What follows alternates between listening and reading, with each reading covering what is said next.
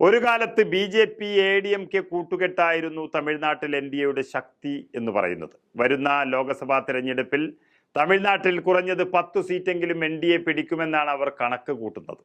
എന്നാൽ തീർത്തും അപ്രതീക്ഷിതമായിട്ടായിരുന്നു ADMK BJPയോട് by പറഞ്ഞത്. കാരണം ഒരു കാലത്ത് തമിഴ്നാട് അടക്കി ഭരിച്ചിരുന്ന പാർട്ടിയായ ADMK BJPക്ക് പിന്നിൽ മുന്നണിയിൽ രണ്ടാമതായി ഒതുങ്ങിപ്പോകുന്ന ഒരു കാഴ്ചയാണ് തമിഴ്നാട്ടിൽ നിന്ന് കണ്ടത്. പിന്നാലെ അഭിപ്രായ വ്യത്യാസങ്ങൾ തലപൊക്കിയതോടെയാണ് BJPയുമായുള്ള കൂട്ടുകെട്ടിൽ നിന്ന് ADMK പുറത്തേക്ക് നടന്നത്. തക്കം പാർത്തിരുന്ന BJP പാർട്ടിയിലുള്ള നേതാക്കന്മാരെ BJPക്കൊപ്പം തന്നെ നിർത്താനുള്ള ശ്രമങ്ങൾക്കാണ് അന്ന് തുടക്കം കുറിച്ചത്. ലോക്സഭാ തെരഞ്ഞെടുപ്പ് പടിവാതിക്കൽ എത്തി നിൽക്കുന്ന സാഹചര്യത്തിൽ ADMKയുടെ പിന്മാറ്റം അന്ന് വലിയ തിരിച്ചടിയാണ് BJPക്ക് സമ്മാനിച്ചത്. കാര്യമായ സംഘടനാ സംവിധാനമില്ലാത്ത സംസ്ഥാനമാണ് BJPക്ക് തമിഴ്നാട്. ADMK എന്ന പാർട്ടിക്ക് തമിഴ്നാട്ടിൽ പതിറ്റാണ്ടുകളുടെ പ്രവർത്തന പാരമ്പര്യമുണ്ട്, ശക്തിയുണ്ട്. 2 കോടി മെമ്പർമാർ പാർട്ടിക്കുണ്ടെന്നാണ് ADMK അവകാശപ്പെടുന്നത്. ADMK ദേശീയ തലത്തിൽ ഇന്ത്യ മുന്നണിക്കൊപ്പം നിൽക്കുകയാണെങ്കിൽ 2 കോടി വോട്ട് കൂടിയാണ് തമിഴ്നാട്ടിൽ NDAക്ക് നഷ്ടമാകുന്നത്. ഈ സാഹചര്യത്തിൽ NDMKയുടെ ശക്തി ചോർത്തുകയാണ് BJP ലക്ഷ്യമിടുന്നത്. അതിന് ADMKയുടെ MLAമാരെയും മുൻ MLAമാരെയും മറുകണ്ഠം ചാടിക്കുക എന്ന തന്ത്രമാണ് BJP പയറ്റി തുടങ്ങിയത്. നിലവിൽ BJPക്ക് തമിഴ്നാട്ടിൽ 4 MLAമാരാണുള്ളത്. ADMKക്ക് 64 MLAമാരുണ്ട്.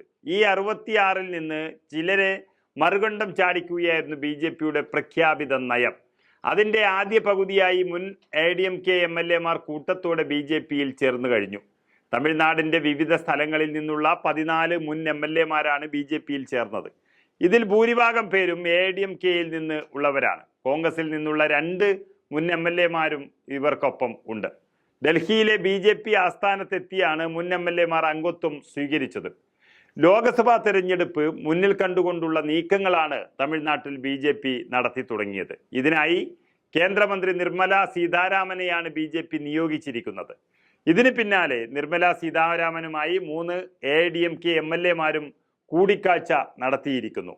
നിർമ്മല സീതാരാമനെ തമിഴ്നാടിൻ്റെ പാർട്ടി ചുമതല ഏൽപ്പിക്കുന്നത് BJPയുടെ പരിഗണനയിൽ ഇരിക്കുമ്പോഴാണ് കൂടിക്കാഴ്ച എന്നതും ശ്രദ്ധേയമാണ്. അണ്ണാദുരൈയെയും ജയലളിതയെയും BJP അധിക്ഷേപിച്ചെന്ന് കുറ്റപ്പെടുത്തിയാണ് ADMK മുന്നണി വിട്ടത്. ലോക്സഭാ തിരഞ്ഞെടുപ്പ് അടുത്തു വരുന്നതിനാൽ പ്രശ്നപരിഹാരം കാണാൻ BJP മറുവശത്തുകൂടി ശ്രമിക്കുന്നുമുണ്ട്. തമിഴ്നാട്ടിൽ ഒറ്റയ്ക്ക് മത്സരിക്കുന്നത് കടുത്ത വെല്ലുവിളി നേരിടുമെന്ന് BJP കേന്ദ്ര നേതൃത്വത്തിന് തന്നെ ധാരണയുണ്ട്. ഈ സാഹചര്യത്തിൽ ഒരു ദ്രാവിഡ കക്ഷിയെ പിണക്കാതിരിക്കുക എന്നത് തന്നെയാണ് BJPയുടെ തന്ത്രം. എന്നാൽ ADMKയുമായുള്ള സഖ്യം പുനഃസ്ഥാപിക്കുന്നത് ഇനി അപ്രായോഗികമല്ലെന്ന തിരിച്ചറിവ് കൂടി ആയതോടെയാണ് നേതാക്കളെ അടപടലം കീശയിലാക്കാനുള്ള നീക്കങ്ങൾക്ക് BJP തുടക്കമിട്ടിരിക്കുന്നത്.